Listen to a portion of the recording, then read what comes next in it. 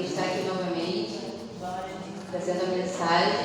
Confesso que esse capítulo me prendeu. Estou mais de um mês lendo, eu vou lendo.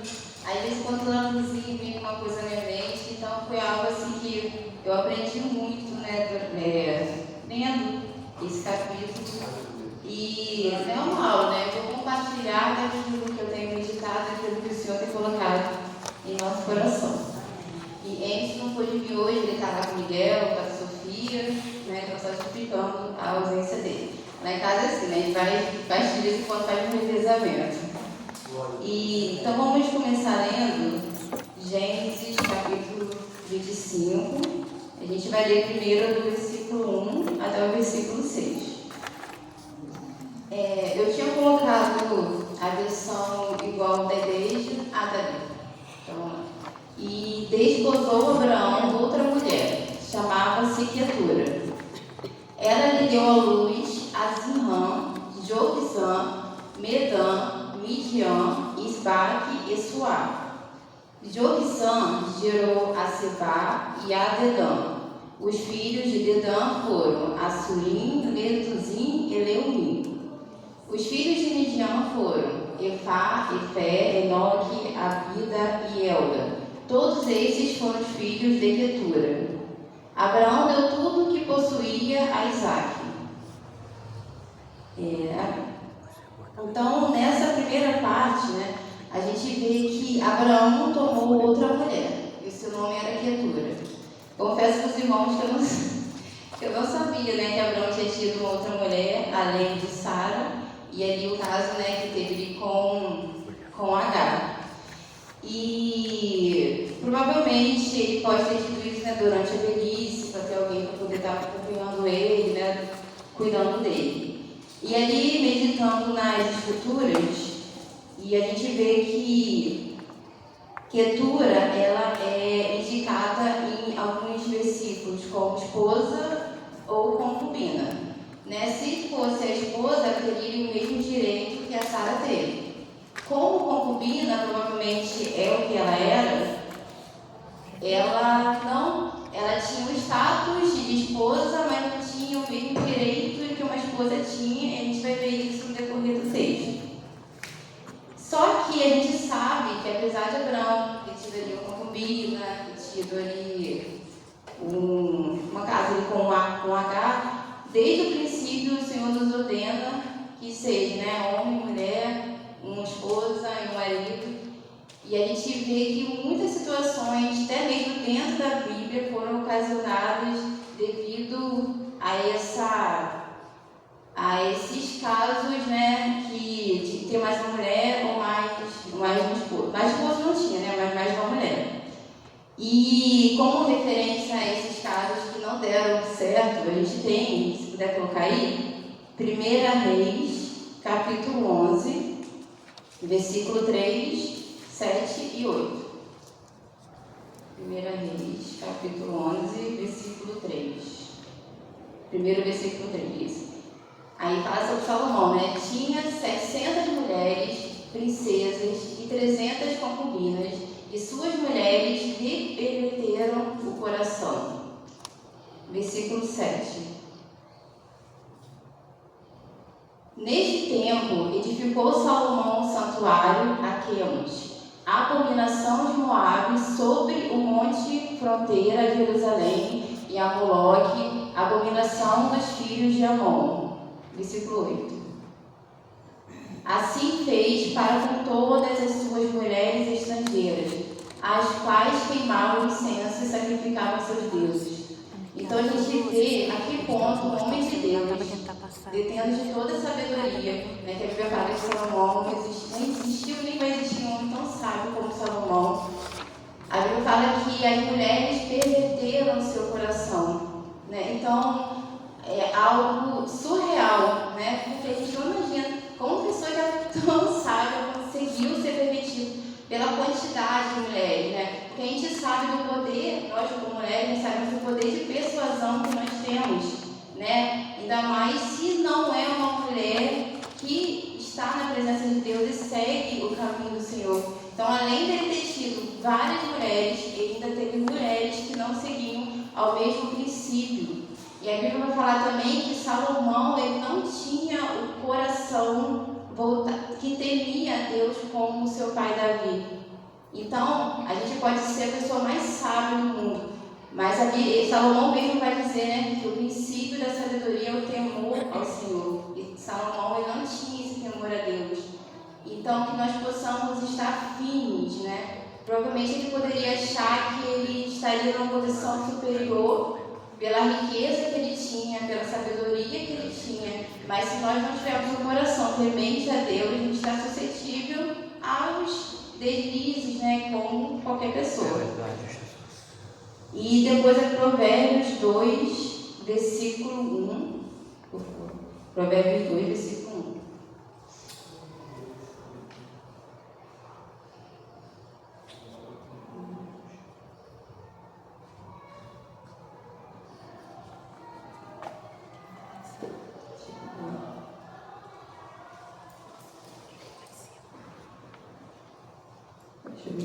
Foi. Tá. Filho meu, se aceitares as minhas palavras e esconderes contigo os meus mandamentos. Versículo 16. Para te livrar da mulher adúltera, da estrangeira, que lisonjeia com palavras. Versículo 17. A qual deixa o amigo da sua mocidade e se esquece da aliança do seu Deus. Versículo 18. Porque a sua casa se inclina para a morte e as suas veredas para o reino das sombras da morte. E foi o que aconteceu com Salomão. As mulheres perverteram o coração dele e caminharam ele para a morte.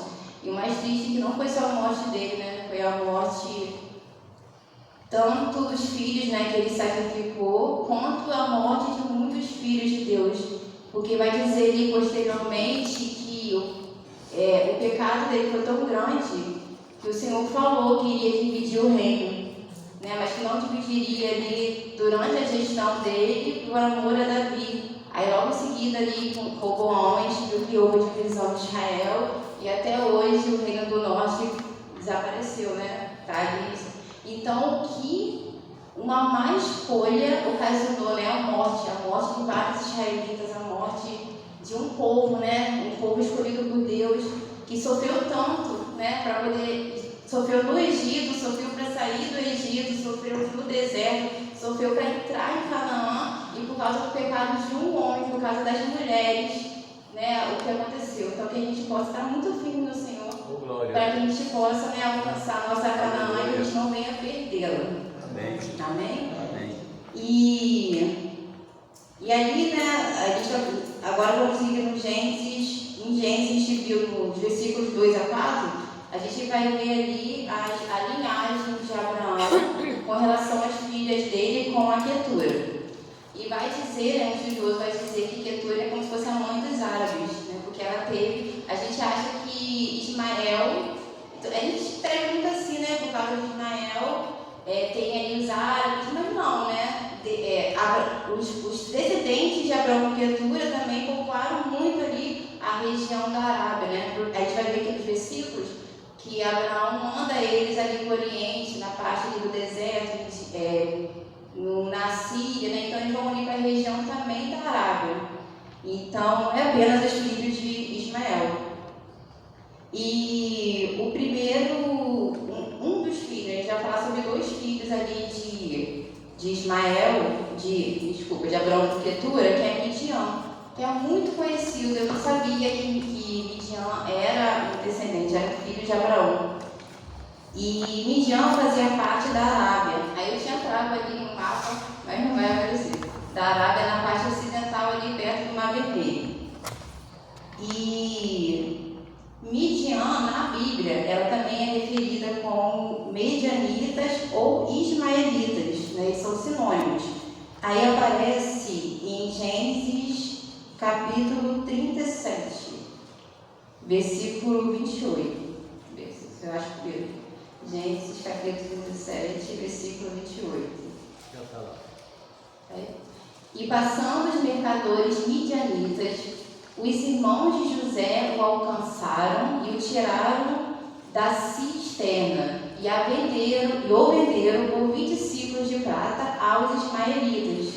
Então, repare que o autor refere-se ao midianita como se fosse os ismaelitas também, né? Ele dá esses dois adjetivos, midianita e ismaelitas. Então, provavelmente, como os ismaelitas viviam ali ao redor de todos os irmãos, provavelmente eles ali casaram entre si, então tiveram dupla nacionalidade, né? Tanto midianita quanto ismaelita.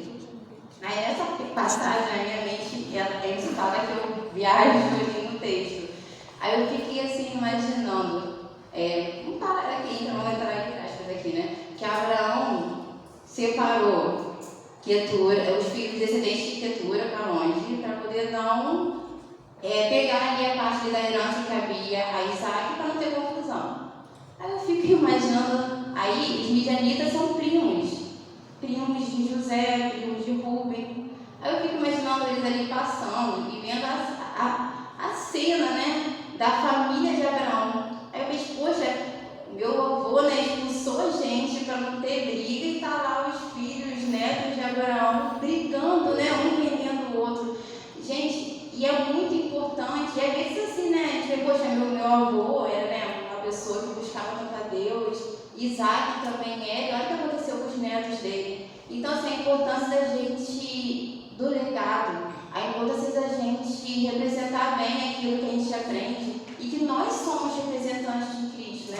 Então, os filhos de Jacó tiveram toda a oportunidade de aprender com aquele que aprendeu com Isaac e com aquele que aprendeu com Abraão.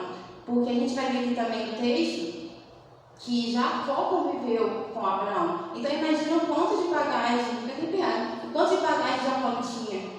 E infelizmente os filhos não deram valor àquilo. Então isso é muito importante. Eu sempre falo que nós somos representantes de Cristo.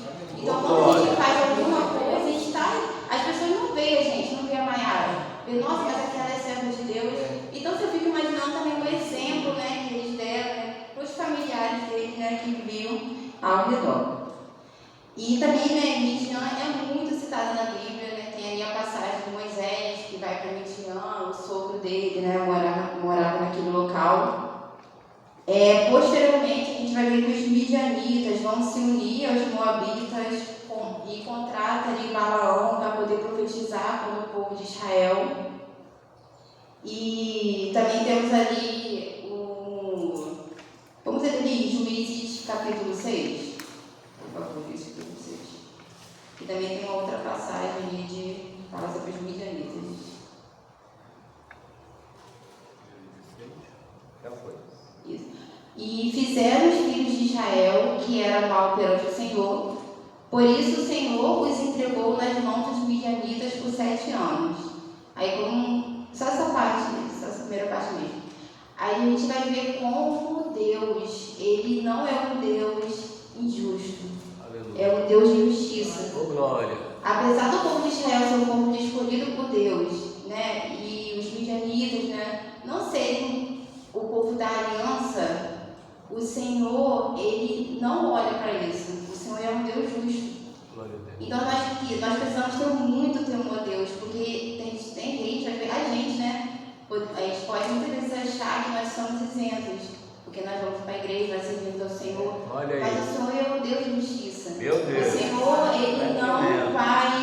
Ele não vai passar a mão por cima dos nossos erros, porque nós servimos a Ele. E muitas vezes a gente pode cair na mão do inimigo, se nós não tivermos cuidado, né? Então nós vemos a justiça de Deus. A Bíblia vai falar que o Senhor não deu a terra de Canaã, porque ainda não era o tempo. E Canaã ainda não tinha feito aquilo de forma tão agravante, né? Então o Senhor, ele espera, mas o Senhor, ele é um Deus de justiça. Que nós possamos ter temor a Deus, seguir os passos do Senhor, para que a gente não venha cair nas mãos, né, dos inimigos. Misericórdia de nós. E ali também a Bíblia fala sobre os sabeus, e na Bíblia fala sobre a rainha de Sabá. Só que não sabe ao certo, né, se Sabá, se os sabeus era realmente esse povo, né, porque tem 3 sabeus na Bíblia. Então ficou na dúvida, então prefiro não me aprofundar nesse assunto. Agora já falo, essa primeira parte é um pouquinho mais teórica mesmo, né, que está falando sobre os descendentes. Mas eu só passei mais por essa parte porque eu imagino que seja uma parte que a gente não se aprofunde tanto, né? Porque nesse capítulo 25 fala sobre a morte de Abraão, descendente de Ismael, Isaac, que a maioria já sabe, né? Sobre Jacó e Isaac. Então eu quis trazer um pouquinho mais sobre essa primeira parte, que é algo que a gente não tem tanta profundidade. E agora sobre o descendente de Dedã. Vamos ver, por favor, Ezequiel, capítulo 27, versículo 15. Aí, nesse versículo que vai colocar aí, vai falar um pouquinho sobre a profissão deles. Aí, apareceu? Ezequiel 27, versículo 15. Se não aparecer, está falando desse versículo aí. Os filhos de Dedã eram os teus mercadores. Muitas terras do mar eram o mercado das tuas manufaturas. Em troco traziam dentes de marfim e madeira de ébano. Então a gente vê que os dedanitas, eles eram mercadores, né? Então eles tinham ali essa profissão. E vamos ler aqui, Gênesis, agora vamos. Só fala sobre isso, tá? A única coisa que eu pesquisei que aparece sobre Dedã é essa parte. E como eu falei, né, eles acabavam de se misturar muito. Então, às vezes, quando falavam de negócio, está falando sobre os ismaelitas, né, porque eles acabavam ali casando entre si. Vamos agora a Gênesis 25, versículo 5. Que vai falar que Abraão deixou tudo que tinha para Isaac. E em Gênesis 17, versículo 21, vai falar que Deus escolheu Isaac para poder fazer a minha aliança, porém estabelecerá ele com Isaac. Então, o filho da promessa é Isaac, e Abraão deixou tudo o que tinha para ele. Só que eu fiquei assim, meditando, que apesar de Abraão ter deixado tudo que tinha para Isaac, não se comparava aquilo que Deus tinha para Abraão e para Isaac. Quando a irmã Vera estava aqui falando sobre Gênesis 23, aí ela menciona que Abraão foi comprar ali a caverna para sepultar Sara, e fala que ele deu, acho, 300 ciclos de prata, que valia muito dinheiro. Eu fiquei imaginando, gente, se um pedacinho daquela terra valia aquilo tudo, imagina toda Canaã. Abraão não tinha condição de comprar toda Canaã. Tudo o que Abraão deixou para Isaac não se comparava à herança que o Senhor tinha para ele. Então, nós, como pais, a gente pode querer buscar tudo, ter o melhor trabalho, ter o melhor emprego, dar o melhor estudo para os nossos filhos, mas não se compara à glória do Senhor. É isso que eu sempre converso muito lá em casa. Eu falo assim, gente, eu sei do compromisso, eu sei que é cuidar dos meus filhos. Então, independente de qualquer coisa, eu sei que o mais precioso que eu posso dar para eles é ensinar eles no caminho do Senhor. Porque tudo aquilo que eu busco não se compara àquilo, à glória que o Senhor ele tem reservado. Então, nós como pais, nós temos uma responsabilidade enorme. E a gente vai ver que realmente Abraão, ele deixou tudo que tinha. Mas ele também deixou o que era mais precioso na vida dele, que era Deus. Tenho certeza que Abraão ensinava sobre Deus para Isaac. Abraão andava com Deus, levava Isaac, né? A gente vai ver algumas características de Isaac. Então, que nós possamos não nos preocuparmos aqui. É claro que a gente quer sempre dar amor aos nossos filhos, mas não venha ser a prioridade na nossa vida, né? Assim, dando um paralelo sobre a minha vida, eu estava assim, a minha vida toda, eu sempre fui muito estudiosa, né? Sempre gostei muito de estudar, e eu queria ter filho logo quando eu casei, porque eu queria trabalhar, sempre estou falando isso. Eu queria trabalhar, eu queria estudar, eu queria ser efetiva antes de ter meus filhos. E aí eu sofri um acidente de carro e Enzo sempre quis ser pai. Aí eu falei, quando foi acidente de carro, eu falei, gente, a minha vida ia acabar aqui agora, porque foi muito feio. E aí? E a minha descendência? Aí naquele ano, 2 meses depois, eu engravidei Sofia. Eu Sofia com 6 meses mas eu ainda, assim, estava muito apegada a isso. Aí quando foi no ano passado, eu estava trabalhando em 3 lugares diferentes, estudando. Teve uma vez que eu só vi Sofia domingo rapidinho. Eu comecei a pensar assim, gente, cadê meu tempo de Sofia? Cadê meu tempo de qualidade? É tempo mesmo com ela. E aí eu larguei o emprego, queria sair de tudo, né? Radical. Aí eu larguei um e agora estou trabalhando bem menos do que antes. Não quero nem saber de pegar no estudar nada. Me deu assim uma lição. Eu perguntava assim, Mayara, o que você gosta de fazer no seu hobby? Porque esse meu hobby é estudar. Minha tia falou que uma vez foi lá em casa, eu nem falei com ela, eu ficava estudando, eu amei. E Deus mudou completamente a minha visão sobre muita coisa. Aí ano passado, assim que eu ganhei Miguel, eu falei assim, agora eu não quero mais saber de nada. Eu saí dos grupos do meu trabalho, saí de tudo, do grupo do meu trabalho. E falei assim, agora eu vou me dedicar a Deus. Minha vida toda foi só estudando para mim. Agora eu vou estudar para Deus. Aí depois eu falei, depois me chamam para dar aula. Eu nem sabia de nada. Mas eu estava com sede de ler Bíblia, sede de Deus, sabe?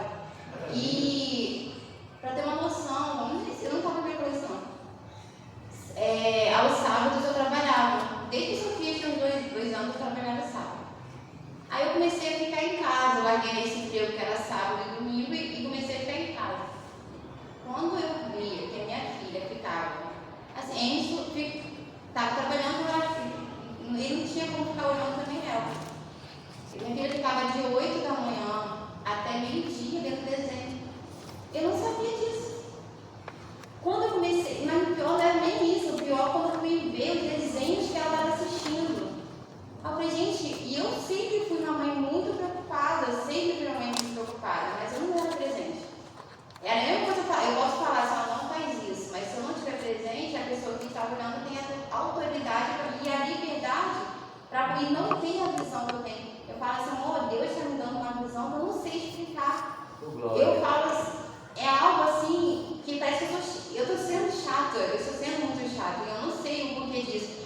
Mas aí eu comecei a perceber aquilo que ela estava vendo. Ela ficava mexendo no celular de 2 até as 4 dos dias que eu não estava em casa. E assim, eu cheguei em casa, agora nem mexe mais no celular. É claro que estou reduzindo, agora eu peguei 1 horinha, mas comigo, eu monitorando o que ela está vendo. Então, assim, é muito importante. Aquilo que a gente está levando para os nossos filhos vai muito além do financeiro. A gente tem que realmente priorizar aquilo que nós temos, porque a partir do momento que nós nos tornamos mãe, a nossa vida muda, né? A nossa vida muda. E eu acho que isso é muito válido. Acho que é por isso que nós temos esse papel tão importante de gerar. Porque não nasce só, né, um filho, nasce uma mãe também, nasce uma outra pessoa, né? Então, e se Deus nos deu essa responsabilidade, é porque Ele sabe que nós temos a capacidade para poder cumprir, a gente vai ver. Deus seja louvado. Vai dar tempo. Eu vou tentar reduzir aqui, né, nas partes mais importantes. Eu vou correr que a hora voa. Então, em Gênesis 15, gente, até eu vi realmente fui para o outro lado. E assim, né, e aí, né, eu botei aqui que Abraão deixou tudo que tinha para Isaac e como herança. E através de Abraão, a Bíblia fala que todos os povos seriam abençoados, né? E através da linhagem de Abraão vem Jesus. E Jesus, ele nos dá tudo que a gente precisa, né? E em primeiro lugar é o Espírito Santo. Oh, glória. Que está aqui para nos consolar. Aleluia. Né? Que está aqui para poder Obrigado, nos Jesus. auxiliar. Né? Então nós também ganhamos a herança, né? Através da vida de Abraão. E vai falar também, né, sobre o fruto do Espírito Santo em Gálatas. Eu botei aqui também, né, sobre a paz que o Senhor nos dá, sobre a fé. Então nós, olha só quantos milênios já passaram e a gente ainda tem usufruído do fruto da fé e da permanência de Abraão, né, através do Senhor Jesus Cristo. Então vou pular aqui e agora Gênesis capítulo 25, versículo 11. Aqui vai falar, né, que as Jacobina ele foram para outro lugar. No versículo 11 fala, né, que depois da morte de Abraão, Deus abençoou o seu filho Isaque. Isaac morava próximo a Beer-Lahai-roi. Não sei se vai dizer. E me chamou muita atenção. Então, esse capítulo eu não conseguia, eu fiquei mais de um mês, era versículo por versículo. Né? E vai falar que depois da morte de Abraão, Deus abençoou o seu filho Isaac. E é muito interessante que, eu estava até ministrando no dia do lá, né, que Deus abençoou Isaac depois que Abraão morre. Abraão já estava com 160 anos quando ele morreu, mas isso não tirou a bênção que estava sobre a vida dele. Isso aqui dá, só isso aqui dá uma mensagem, né? Porque às vezes a gente vai com essa idade e a gente vai achando que a gente não tem mais nada para oferecer, que a gente já está ali no cantinho, não tem mais nada. Mas a bênção permaneceu com Abraão. Abraão permaneceu sendo autoridade enquanto ele estava vivo. Oh, glória a Deus. Então aquilo que o Senhor tem para a nossa vida, a Bíblia fala que o Senhor vai estar com a gente, é um dia da vida, 2 dias, todos os dias. Oh, glória a Deus. Todos os dias, enquanto Abraão viveu, o Senhor estava comigo. Glória a a bênção não saiu de Creio, Abraão. meu Senhor. Então, né, que nós possamos ter a certeza que o Senhor está conosco, independente da nossa saúde, independente da nossa condição financeira, independente da nossa idade. A autoridade estava sobre Abraão, a bênção estava sobre ele. E claro, né, que nós sabemos que Abraão não era eterno. Então, enquanto ele viveu, a bênção estava sobre Abraão. Amém. E após a morte dele, a bênção foi para a descendência, né? A bênção foi para Isaac. E vai falar ali no finalzinho que Isaac morava próximo a Beer-Lahai-roi. Aí eu comecei a pesquisar e vamos aqui, para Gênesis capítulo 16, versículos 6 e 7.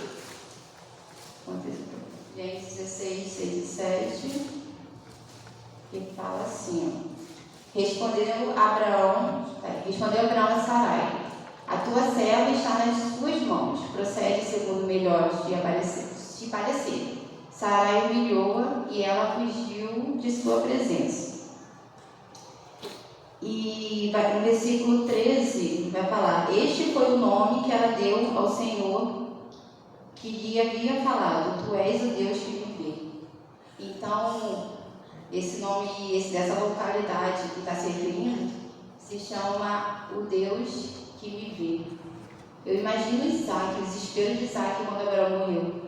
Porque ele via a intimidade que Abraão tinha. Abraão era uma autoridade, era o patriarca. Então eu posso imaginar a ausência. E é interessante que Agar, naquele momento, ela se sentiu. Ela tinha a proteção de Abraão, só que ela perdeu essa proteção e foi para o deserto. Isaac ele também tinha ali, acredito, mas se sentia seguro com Abraão. E ali Abraão morre. Ele, por um momento, ele pôde ter se sentido desamparado. Meu pai morreu, e agora? Só que o Deus que tudo vê estava com Isaac.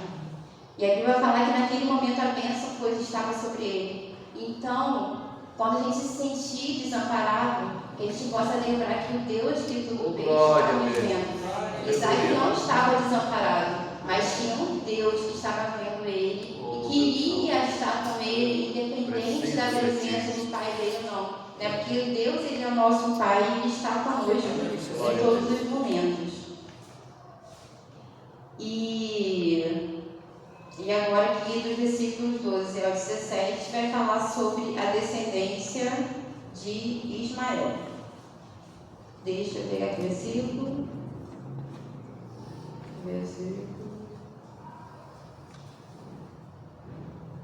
E 2 dos filhos de Ismael que aparecem muito na Bíblia é o Nebaiote e o Quedar. Então a gente vai ver ali no capítulo 28, versículo 9, que o Esaú se casa com a filha, com a irmã de Nebaiote, né? Então essa aqui é o que aparece sobre Nebaiote. E vai falar também sobre Quedar. Então o povo, os descendentes de Quedar, eu não vou falar a referência para a gente ganhar tempo, né? Os descendentes de Quedar habitavam em tendas feitas de boa parte de pele de cabra, né, que ajudava ali a protegê-los. Eles tinham muitos rebanhos, então isso aí era uma riqueza que eles possuíam. Eles eram flecheiros e viviam ali, e alguns deles viviam como se fossem nomes, né? Então, quando a gente lê a Bíblia e vê o nome de Quedar e Gaiote, a gente vai lembrar que são os descendentes de Ismael. E a gente vai ler aqui Isaías, capítulo 60, versículo 7. Eu vou dar só diferença para depois quem quiser ler, tá? Falando sobre a habitação de Quedar, está em Cânticos, capítulo 1, versículo 5. O versículo que fala sobre as riquezas que tinham os rebanhos está em Jeremias, capítulo 49, dos versos 28 ao 29. E também aparece em Ezequiel, capítulo 27, versículo 21. Falando sobre que eles eram flecheiros, aparece em Isaías, capítulo 21, dos versículos 16 ao 17. Né? E a gente vai ler agora em Isaías, capítulo 60, versículo 7.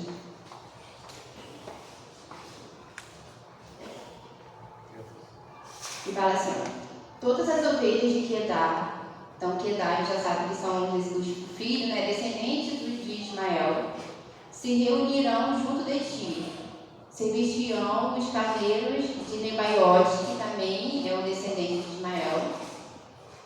Aí, só uma pausa, né, é o que o pastor Vinícius fala. Às vezes a gente lê a genealogia e pula, mas é tão bom, né, quando a gente lê e fala: nossa, eu sei quem é Quedar, eu sei de onde veio Nebaiote, que parece que é algo desconexo, né? Mas a Bíblia, ela vai assim, vai se encontrando, né? Se você encontrando. Para o meu agrado subirão ao meu altar, e eu tornarei mais gloriosa a casa da minha glória. Então, eu achei esse um versículo tão impactante, que fala, né, dos filhos de Ismael. A gente vê, né, que até hoje tem essa rixa, né, eles ainda não se voltaram a Deus. Aí está falando sobre agora na segunda casa, e fala que eles oferecerão, né, oferecerão a Deus os seus carneiros.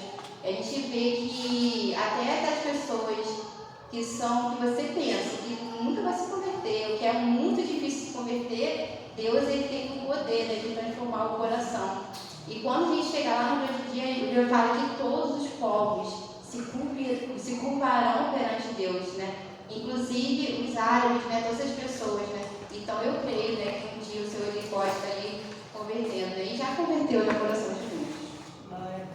E assim, agora uma informação que eu achei, e achei bem interessante, que se você for pesquisar na internet, vai aparecer assim nos sites da Folha de São Paulo, do UOL, né, que a gente vê que são mais estudistas, já aparece a seguinte pesquisa. Aí eu tinha colocado no slide, mas não vai dar para ver, né?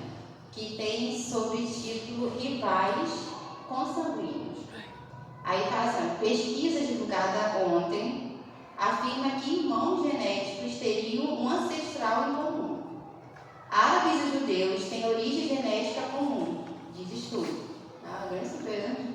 Aí, olha só, o estudo observou um grupo de genes e chegou à conclusão de que os judeus e árabes compartilham genes semelhantes. Os judeus, abre aspas, os judeus são os irmãos genéticos de palestinos, sírios e libaneses, e todos eles compartilham uma linha genética comum que se estende até milhares de anos, afirmam os pesquisadores na revista. E o trabalho reforça a antiga tese de parentesco. Os dois povos, que eventualmente costumam se chamar de primos, são de origem semita e da mesma região. Gente, quando eu li isso daqui, eu vou ficar arrepiada.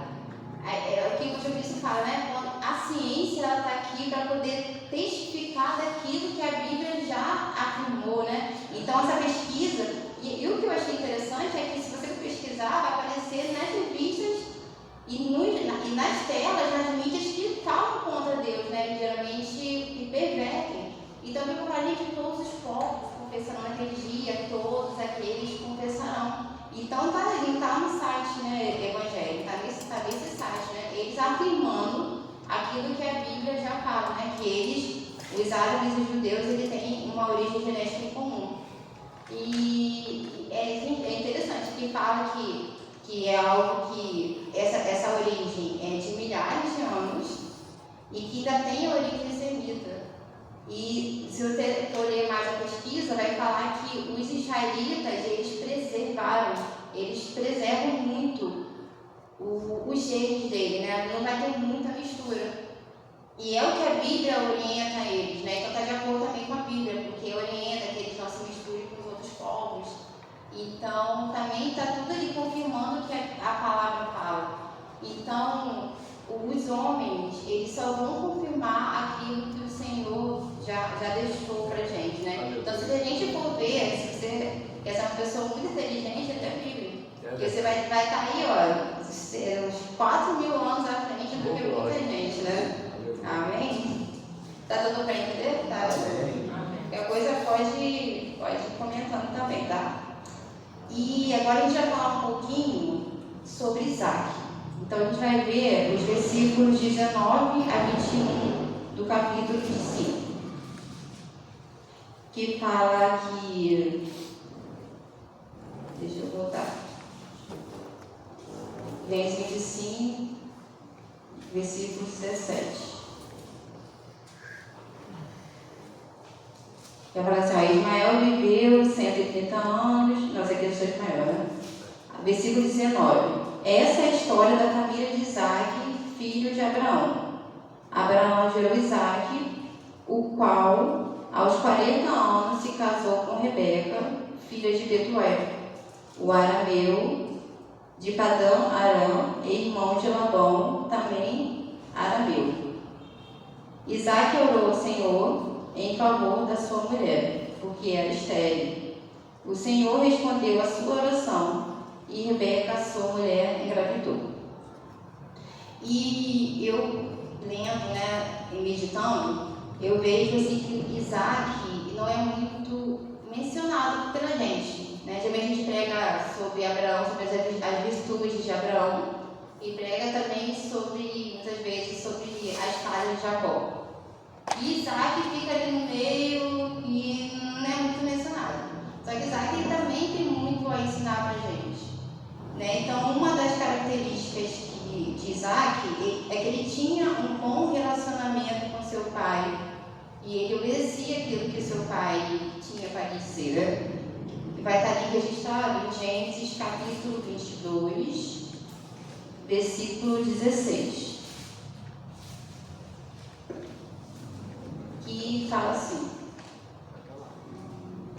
e disse, juro por mim mesmo, declara o Senhor, que por ter feito o que fez, não me negando o seu filho único, né? Então nesse capítulo a gente vai ver o Isaac indo juntamente com seu pai para ser sacrificado, e você não vai ver Isaac falar nada até chegar no local do sacrifício. Isaac ele não questionou para o pai, por que eu vou, porque eu vou deixar de ir. Ele apenas obedeceu aquilo que o pai tinha para dizer para ele. E da mesma forma deve ser a gente, né? A gente precisa obedecer aquilo que o Senhor tem para poder nos falar, independente da gente estar entendendo ou não. E quando chega lá, Isaac, imagina a cena, Isaac deitando e vendo o pai pegando ali a faca, né? Esqueci o nome. Para poder matar ele e parado. Ele fala que não. Então, eu fico imaginando também a fé que ele aprendeu a ter em Deus através de Abraão. E a confiança que ele tinha no pai dele. Aí eu pergunto, será que nossos filhos têm confiança na gente? Será que a gente tem sido essa pessoa que nossos filhos, né, podem confiar? É muito importante, né, esse relacionamento que a gente pode ter entre o pai e o filho. E Isaac, ele aprendeu desde cedo a crer na providência do Senhor. O Deus proverá, não vivo pela vista, mas o socorro ele vem do Senhor. Né? Que é a passagem, né, que Abraão fala, meu filho, Deus proverá para si o cordeiro. Então ele sabia que o Deus é o Deus provedor. E Isaac, ele era um homem de oração. E E ele não orou apenas quando ele estava ali aflito e precisando de auxílio. Aqui, ó, Gênesis capítulo 24, versículo 63. Vai falar aqui, olha, certa tarde saiu ao campo para meditar, ou para orar, e ao erguer os olhos viu que se aproximava camelos. Eu fico imaginando, Isaac era muito tranquilo, né? Estava lá esqueci o nome agora, indo ali encontrar a esposa para ele. Isaac estava lá, orando a Deus, tranquilo. E então, enquanto estavam indo buscar uma esposa para ele, Isaac estava em oração. E é muito importante a gente ter esse contato com Deus, a gente estar orando ao Senhor constantemente, porque a gente vai ver que no momento de dificuldade ele sabia o que ele deveria fazer e saberia como ele deveria fazer, né? Que é muito interessante que às vezes a gente, quando se para mim também, né? Às vezes a gente quer buscar muito a Deus quando a gente está ali na angústia, mas a gente esquece de buscar a Deus quando a gente está na abundância, e a gente não pode perder esse foco no Senhor. E ele tinha como exemplo o pai dele. Então, Gênesis capítulo 22, versículo 5. Vai falar, olha, disse ele a seus servos, fiquem aqui com o jumento enquanto eu e o rapaz vamos até lá, né? Depois de adorarmos, voltaremos. Aí eu me lembrei, Abraão, então enquanto estava buscando uma esposa para Isaac estava orando. Mas ele aprendeu com quem a orar. A gente vai ver que Abraão, enquanto ele ia adorando o Senhor. Ele andava, parava e adorava o Senhor. Andava, parava e adorava o Senhor. Então Isaac via que o pai dele adorava o Senhor. E ele também tinha essa intimidade, né, de estar ali buscando ao Senhor. Então ele era um homem de oração, ele era um homem que obedecia a Deus. E ele era um homem que tinha uma promessa, mas que apesar de ter uma promessa, ele não era acomodado. E por quê? Porque vai falar, voltando aqui em Gênesis capítulo 25, versículo 21, que Isaac orou ao Senhor em favor da sua mulher. Ele casou com 40 anos. Rebeca só teve os filhos quando ele tinha 60 anos. Só que a Bíblia fala que nesses 20 anos, Isaac, ele tinha uma promessa. Ele tinha o pai dele perto, né? O pai dele só morreu depois. Então ele poderia muito bem ficar acomodado. Eu tenho a promessa, eu sei que Deus fez um milagre na vida dos meus pais. Ele era o primeiro que era um milagre. Então ele sabia que o Senhor poderia fazer um milagre independente dele. Porque a gente não vê tanto Abraão orando para ter um filho. Ele tem diálogos com Deus. Então ele poderia muito bem ficar tranquilo, né, na sombra ali. Eu sei que eu tenho uma promessa, eu já sou um milagre, eu sei que Deus ele pode fazer um milagre. Mas a Bíblia fala que ele orava, que ele orou insistentemente pela esposa dele. E aqui me veio várias coisas à mente. Primeiro que Isaac, dos patriarcas, é o único monogâmico, é o único que tem uma esposa só. E eu fico assim, imaginando como era, sabe, o relacionamento dele com Rebeca. E você dificilmente vai ver na Bíblia um homem orando para uma mulher gestada. Até pesquisei, não encontrei um outro homem que tem orado pela sua mulher ter um filho. Porque a gente sabe o quanto era importante para a mulher. Para a mulher era muito importante.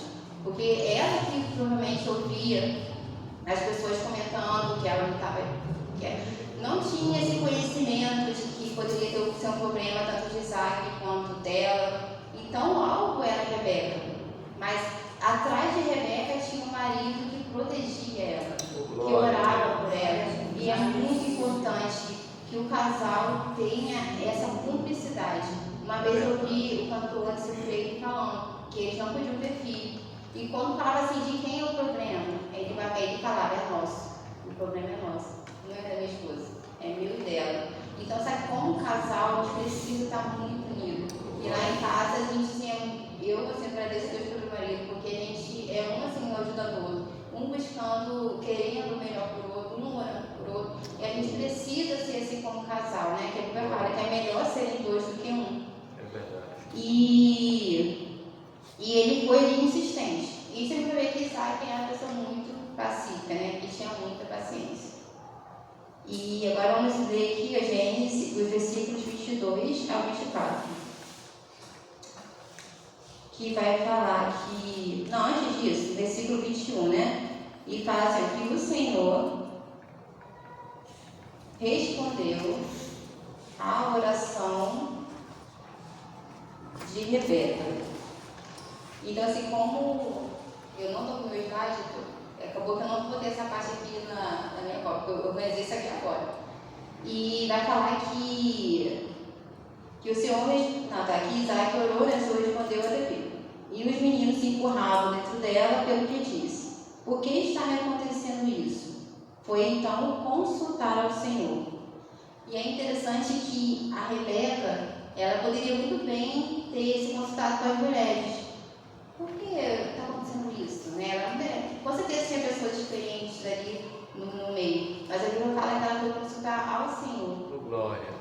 E isso me remete muito a gente. Às vezes acontece alguma coisa relacionada assim, à família, e a gente vai lá e busca na internet, vou pesquisar aqui como eu posso educar meus filhos. Olha aí, Jesus. Ou então busca na revista, a gente não usa tanto. Ou então vê na televisão, compra livros, eu gosto de compra vários livros, e você nem encontra a resposta. Porque tem resposta que é só o Senhor que pode dar. Glória a Deus. Tem coisas que são mistério de Aleluia. Deus. A gente pode encontrar na Bíblia, e a gente encontra, e a Bíblia é um manual, mas tem coisas que precisam ser diálogo, ser uma conversa entre você e Deus.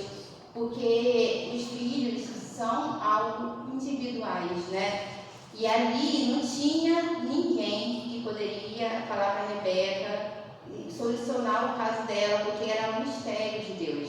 Ninguém sabia que ela, nem sabia que ela tinha gente, né? Então ninguém pode falar assim, tem dois aí, né? Porque não tinha ilustração na época. Então só o Senhor vai revelar esse mistério. Aleluia. E a gente precisa, né? E a Bíblia vai falar que... E aí fala assim, foi então consultar o Senhor. E o Senhor lhe respondeu. E aí eu fiquei também assim, meditando. Eu falei, gente, o Senhor respondeu a Rebeca. E respondeu diretamente a ela. Dificilmente vai ver na Bíblia o Senhor, né, respondendo diretamente, ainda mais assim no Velho Testamento. Geralmente, na época ali era falar com o sacerdote falar com a mulher, né? Foi o caso de Ana. Ou então, Sara, por exemplo, falou com Abraão e Abraão falava com Sara. Mas o Senhor responder uma oração direta de uma mulher é algo que não é fácil de se encontrar na Bíblia. E é interessante que o Senhor responde a Rebeca algo concernente à família. Então, o Senhor, ele tem algo muito valioso com a mulher concernente à família. Geralmente, quando vocês forem ver que Deus respondeu à mulher, seu filho, seu marido, sua família. Dificilmente Deus vai falar com a mulher para falar com o povo. Com o povo é o homem, né? O homem, ele está fora. Então, o homem, ele ajuda a nação, ele vai para a guerra, ele governa, né? Ele governa. A mulher é família, a mulher é casa. Então, quando o Senhor ele se direciona para a mulher, é aqui dentro. E é algo que tem menos valor? É algo que tem muito valor. Porque é da família que começa. Então, nós mulheres, a gente precisa estar alicerçadas no Senhor, orar a Deus, pedir orientação. Porque tem coisas que é sensível à mulher. E é interessante que eu falei uma vez com a Sofia assim, ela, mãe, por que só, faz uma pergunta, por que só a mulher tem filho? Aí eu falei, filha, porque o Senhor fez a mulher para ter filho, né, para cuidar da família, o homem para trabalhar. Eu não, meu pai também cuida da gente, né? Mas assim, não é igual, né? A mulher, ela tem algo diferente. E aí eu fiquei vendo, né, Deus respondendo a Ana, quando o Senhor fala com Maria, ela fala que ela vai gerar um filho. Quando o Senhor fala para Agar, é engraçado que ele fala com Agar, mas fala concernente a Ismael. Não fala nada sobre ela, fala sobre Ismael. Então o Senhor, ele quer usar a gente, ele quer falar com a gente sobre a nossa família, né? E aqui eu nem me aprofundei muito, né? Mas assim, se for pesquisar, é algo assim muito profundo. A resposta de Deus para as mulheres. Depois assim fica como um exercício de casa. Pesquise os momentos que o Senhor falou com a mulher e o que ele falou com as mulheres, né? A gente vai ver assim, que é um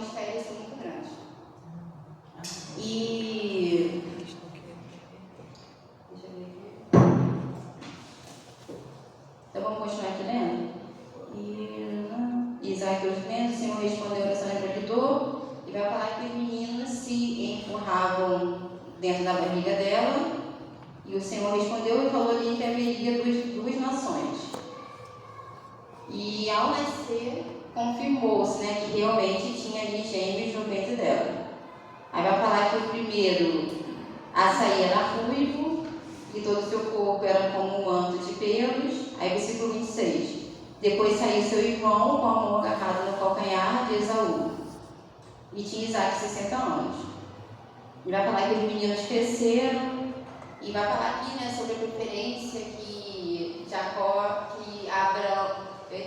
Isaac tinha para Esaú e Rebeca tinha para Jacó.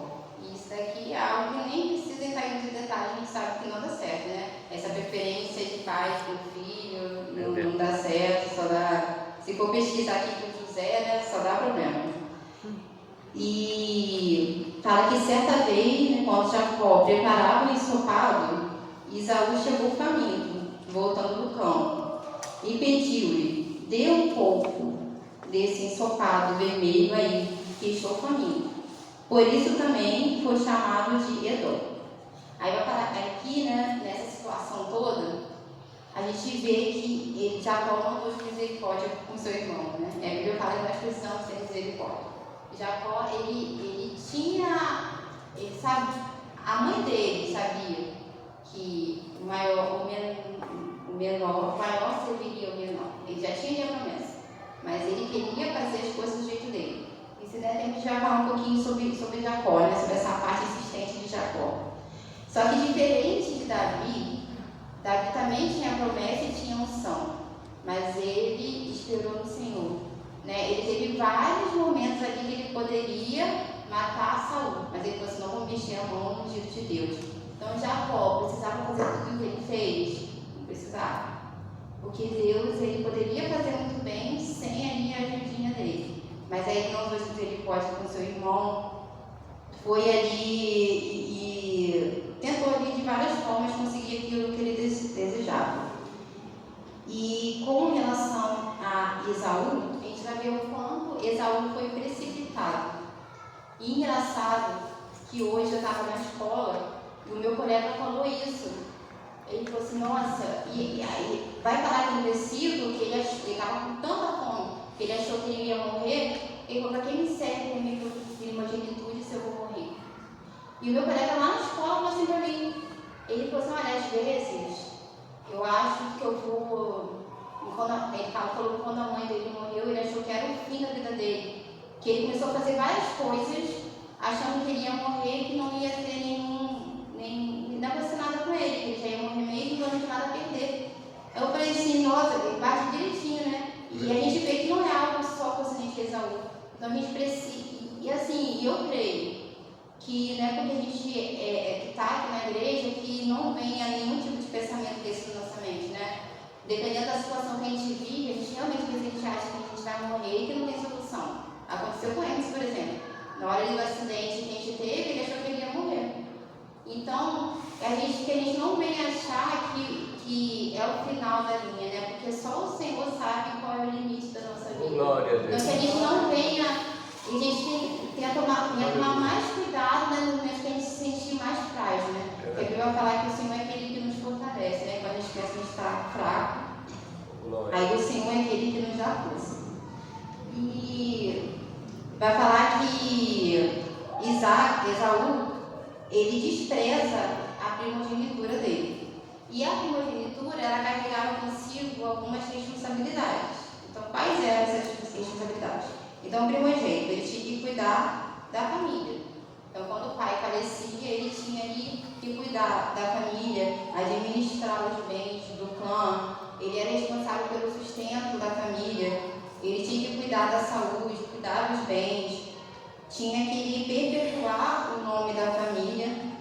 E ele tinha autoridade sobre a casa dele. Então, ele carregava consigo responsabilidades. Então, Esaú, ele abriu mão da primogenitura dele. A gente vai ver ali com Rúben, em Gênesis capítulo 42, versículo 22, e Gênesis capítulo 42, versículo 37, que ele ali, quando encontra com José novamente, ele fala para os irmãos dele. Ele fala, tá vendo? Eu falei que não era para vocês jogarem José no poço. Ou seja, ele como primogênito, ele tinha essa responsabilidade de guardar a família dele, de cuidar da família dele. E depois ele fala para o pai dele, pai, Benjamim vai voltar. Se ele não voltar, o senhor pode ficar com seus filhos e pode, acontecer algo de mal com ele. Porque o primogênito, ele tinha consigo de proteger a família.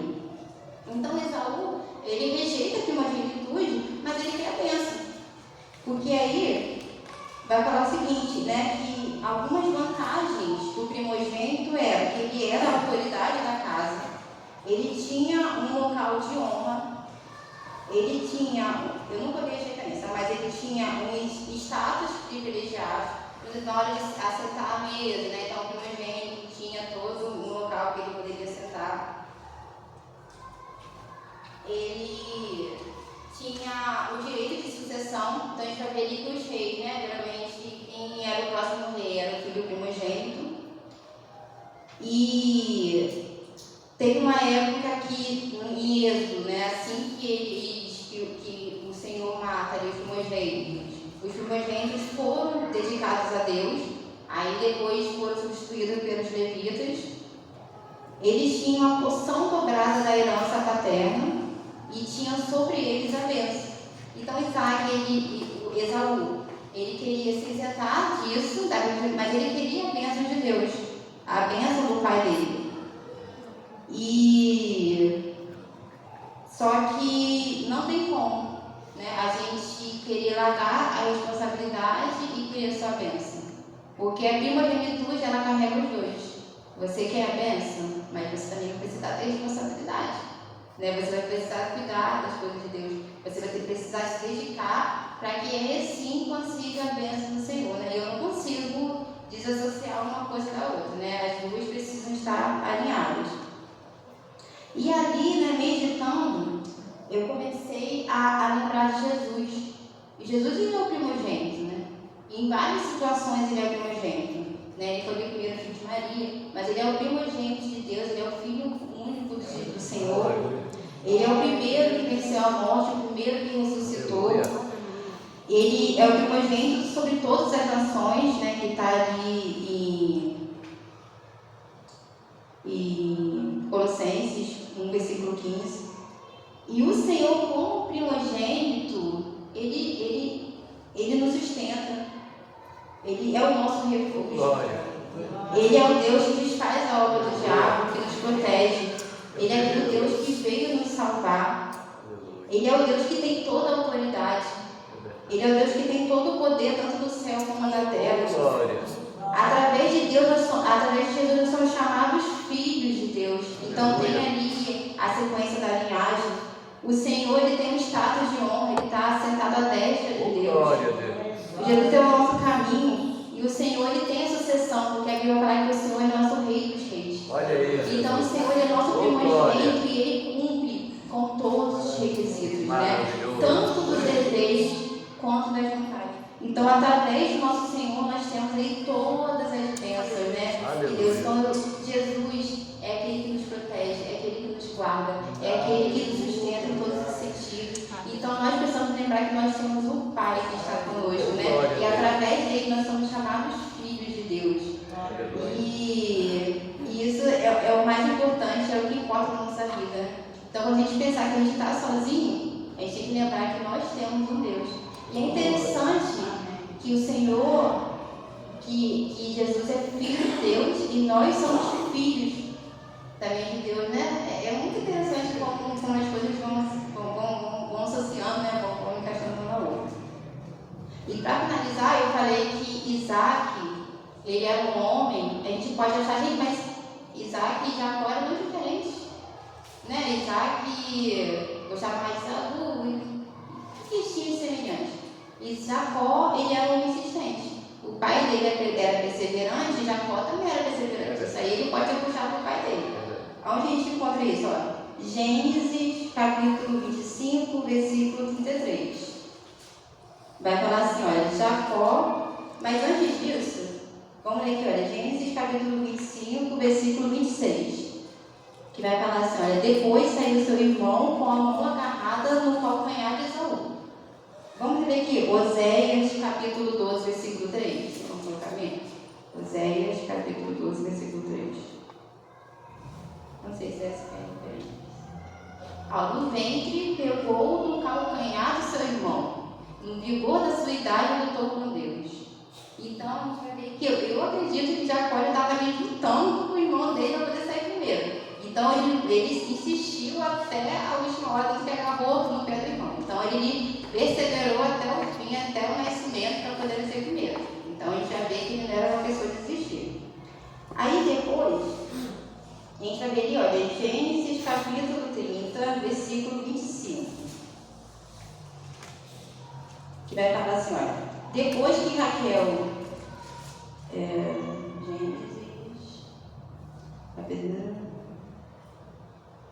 aí vai falar ali que ele insistiu para poder sair da terra, né, da terra do sogro dele. Só que antes disso, vai falar assim, olha, Gênesis capítulo 29, versículo 20, vai falar assim, então Jacó trabalhou 7 anos por Raquel, mas lhe pareceram poucos dias. Então ele não desistiu. Trabalhou 7 anos pela Lia e depois trabalhou mais 7 anos por Raquel. Ele não desistiu da bênção dele. Então ele perseverou até o fim e conseguiu a vitória dele. Glória. E a gente vai ver também, olha, Gênesis capítulo 32. Só que o problema de Jacó era o seguinte: Jacó, até então, em todos esses momentos, a perseverança dele era vista como um defeito. Porque Jacó persistia pelas coisas que não eram relevantes. Ele usava a energia dele em coisas que não eram tão importantes. Então ele persistiu de permanecer, ele persistiu ali, né, na parte do risado. Não, por favor, me promete, jura que você vai me entender. Então ele persistia naquilo que ele queria. Só que até o momento ele poderia parecer uma pessoa arrogante, uma pessoa que só pensava nele mesmo. Ele não usava a força que ele tinha, não aplicava no local correto. E acredito eu que Jacó, eu não peguei referência, mas vai dizer na Bíblia que Deus ele já tinha reservado Jacó, né, para poder. Aí eu falo que não foi por algo que eles tenham feito de errado, mas Deus já tinha escolhido Jacó, ele já era escolhido. Só que Jacó ele precisava ainda ser moldado em muitas coisas. Então foi necessário ele sair da casa do pai dele, ele ali passar por aquele caminho. Então, sem Jesus, sem um encontro real com Deus, aquilo que a gente tem de forte pode ser algo muito prejudicial para a gente e para os outros. Meu Deus. Só que quando a gente encontra com Deus, Deus transforma aquilo que parece um defeito em uma qualidade. A Bíblia fala que aqui, né, quando nós somos fracos, que o Senhor nos fortalece e que Deus ele é um Deus que nos molda. Deus ele pega ali um vaso de barro, ele pegou Jacó e quebrou, e ele transformou Jacó em um vaso novo usando aquilo que Jacó tinha. Então vamos ver, olha, Gênesis capítulo 32, versículo 24. Olha como é importante essa característica de Jacó quando foi aplicada no local certo. Vai falar o seguinte, ficando ele só, e lutava com ele um homem, até o romper do dia. Versículo 26. Disse este, deixe-me ir, pois já rompeu o dia. E respondeu Jacó, não te deixarei ir se não me abençoares. Versículo 30. Aquele lugar chamou Jacó Peniel, pois disse, vi a Deus face a face e a minha vida foi salva. Então é muito interessante porque nesse momento Jacó ele usa aquilo que ele tinha de mais forte, mas ele aplica no local certo, ele aplica perante o Senhor. Senhor, eu sei que eu sou insistente e eu sei que eu usei isso aqui em lugares que não era para usar, mas agora eu entrego a Ti. Ele entregou aquilo que ele tinha de melhor, que era a persistência, a única coisa que ele tinha.